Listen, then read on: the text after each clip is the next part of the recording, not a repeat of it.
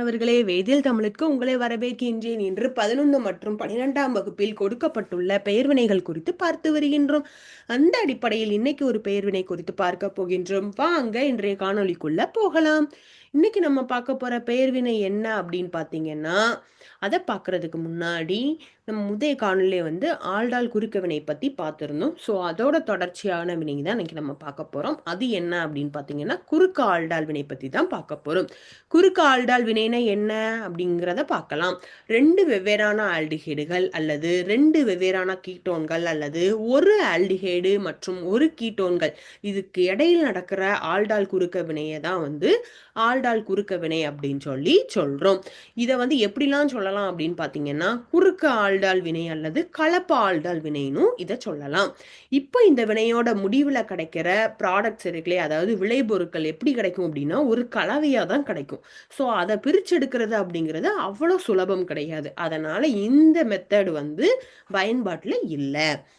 இப்போ இதை ஆங்கிலத்தில் எப்படி சொல்லலாம் அப்படின்னு பார்த்தீங்கன்னா, crossed aldol reaction. Aldol condensation can also take place between two different aldehydes or ketones or between one aldehyde and one ketone.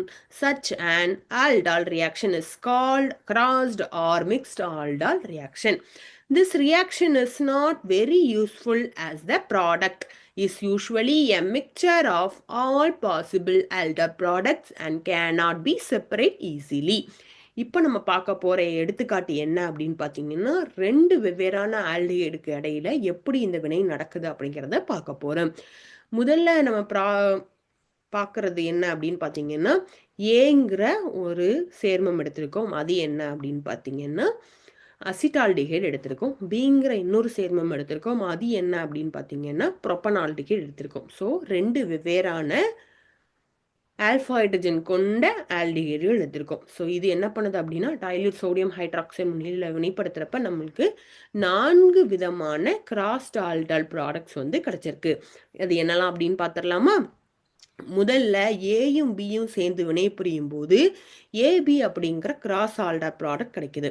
அதே மாதிரி பியும் ஏயும் சேர்ந்து வினைபுரியும் போது பிஏ அப்படிங்கிற குறுக்கு ஆல்டால் வினையோட ப்ராடக்ட் கிடைக்குது. இதுவே பியும் சேர்ந்து வினைபுரியும் போது பிபி அப்படிங்கிற குறுக்கு ஆல்டால் வினை ப்ராடக்ட் கிடைக்குது. இதுவே ஏயும் சேர்ந்து வினைபுரியும் போது ஏஏ அப்படிங்கிற கிராஸ் ஆல்டால் ப்ராடக்ட் நம்மளுக்கு கிடைக்குது. அதாவது 4 விதமான வெவ்வேறு ப்ராடக்ட்ஸ் கிடைக்கிறதுனால இதை பிரிக்கிறது அப்படிங்கிறது அவ்வளோ சுலபம் கிடையாது. அதனால இந்த வினை பயன்பாட்டில் இல்லை. இப்போ இந்த வினையை பயனுள்ளதா மாத்தலாம். அது எப்படி மாத்தலாம் அப்படின்னு பார்த்தீங்கன்னா, ஆல்ஃபா ஹைட்ரஜன் இல்லாத ஒரு ஆல்டிஹைடை நம்ம ஒரு ஆல்டிஹைடுக்கு பதிலாக நம்ம போட்டோம் அப்படின்னா இந்த வினையை பயனுள்ளதா மாற்ற முடியும். அது எப்படிங்கிறதுக்கு எடுத்துக்காட்டு பார்த்துடலாமா? முதல் எடுத்துக்காட்டு என்ன அப்படின்னு பார்த்தீங்கன்னா, ஃபார்மால்டிஹைடு எடுத்திருக்கோம். ஃபார்மால்டிஹைடில் ஆல்ஃபா ஹைட்ரஜன் கிடையாது. ஸோ ஃபார்மால்டிஹைடு எடுத்திருக்கோம். இன்னொரு ஆல்டிஹைடு என்ன எடுத்திருக்கோம் அப்படின்னு பார்த்தீங்கன்னா அசிட்டால்டிஹைடு எடுத்திருக்கோம். ஸோ அசிட்டால்டிஹைடில் உங்களுக்கே தெரியும் ஆல்ஃபா ஹைட்ரஜன் இருக்குது. ஸோ ஒரு ஆல்ஃபா ஹைட்ரஜன் இல்லாத ஒரு ஆல்டிஹைடையும் ஆல்ஃபா ஹைட்ரஜன் இருக்கிற ஒரு ஆல்டிஹைடையும் சேர்த்து வினைபுரியும். எதோட முன்னிலையில் அப்படின்னு பார்த்தீங்கன்னா, டைல்யூட் சோடியம் ஹைட்ராக்சைடு முன்னிலையில் வினைப்படுத்தும் போது நம்மளுக்கு 3 ஹைட்ராக்சி ப்ரொப்பனால் அப்படிங்கிற ஒரு ப்ராடக்ட் கிடைக்குது. ஸோ ஒரு ப்ராடக்ட் கிடைக்கிறதுனால நம்மளால இந்த வினையை பயன்படுத்த முடியும்.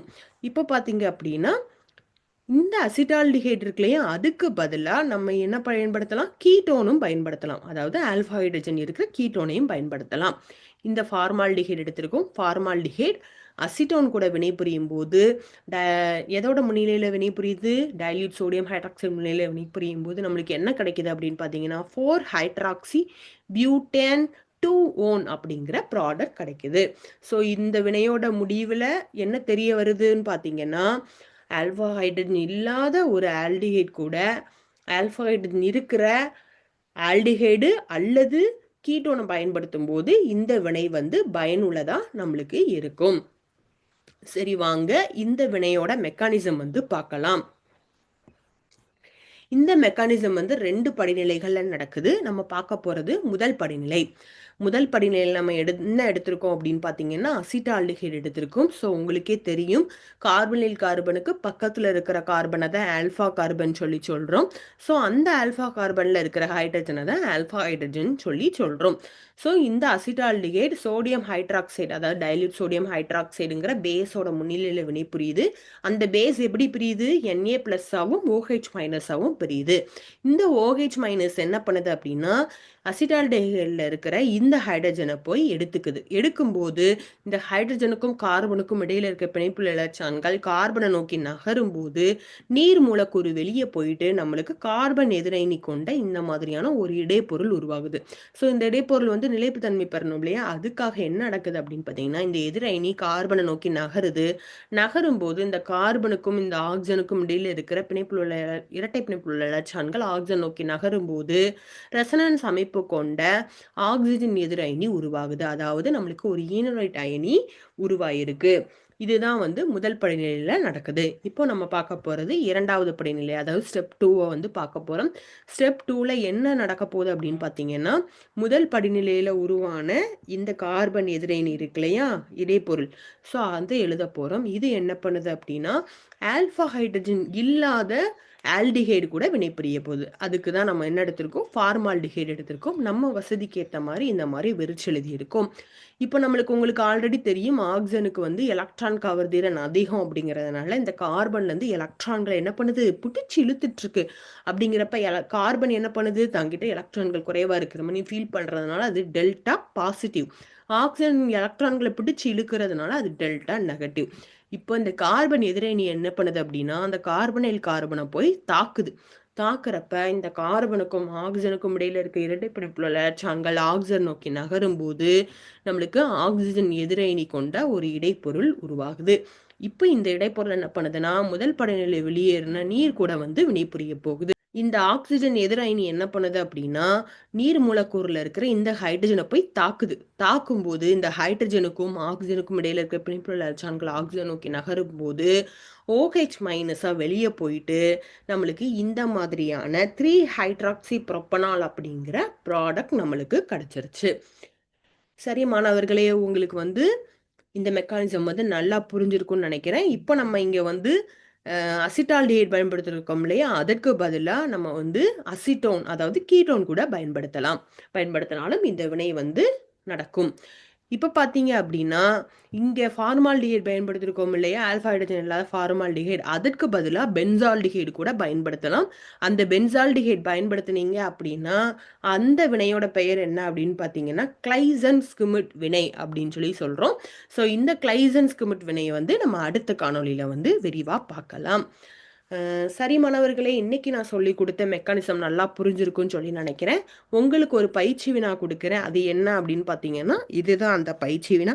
இந்த பயிற்சி வினாவை உங்களோட ஓய்வு நேரத்தில் முயற்சி செஞ்சு பார்த்துட்டு இதில் ஏதாவது சந்தேகம் இருந்துச்சு அப்படின்னா அதை கமெண்ட் செக்ஷனில் பதிவு பண்ணுங்க. அது மாதிரி இந்த கேள்விக்கான பதிலையும் கமெண்ட் செக்ஷனில் பதிவு பண்ணுங்க.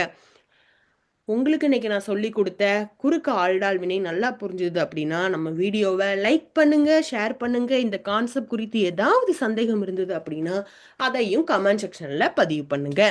இது வரைக்கும் நம்ம சேனலை சப்ஸ்கிரைப் பண்ணாதவங்க நம்ம சேனலை சப்ஸ்கிரைப் பண்ண மறந்துடாதீங்க. நன்றி மாணவர்களே.